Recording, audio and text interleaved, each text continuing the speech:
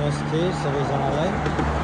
म चाहिँ साउदी अरबको रियादमा अवस्थित छु। यहाँको बारेमा भन्नुपर्दाखेरि चाहिँ रातिको अवस्थामा चाहिँ सबै कुराहरू चाहिँ दिनमै जस्तो देखिन्छ। सिस्टमहरू राम्रै छ यहाँ, बाटाघाटाहरू पनि एकदम राम्रै छ। गाडीहरू एकदम व्यस्त तरिकाले चाहिँ बाटोमा गुडिरहेछन्। अहिलेको रातिको 12 बजिसक्यो। सबै दोकानहरू चाहिँ 12 बजे चाहिँ म्याक्सिमम् बन्द हुने तयारीमा छन् होइन। माथिबाट हेर्नु प्लेन उडिरहेको छ नजिकैबाट।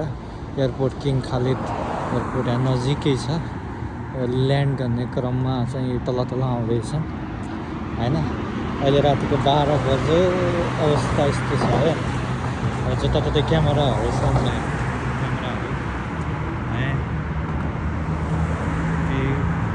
गर्दैन होइन राम्रा कुराहरू घटनाहरू। म चाहिँ पारी जान लागिरहेको छु। बाटोमा गाडीहरू एकदम स्पिडमा आइरहेको छन्। हेर्ने गाडी आउँदाखेरि कहाँ चाहिँ लाइट बल्छ कि फ्लास हान्छ। प्रत्येक गाडी बाटोमा हिँडिरहेछ भने उसको चाहिँ फ्लास हान्छ। नजिकै आउँदाखेरि यस्तो छ है सुरक्षाहरू।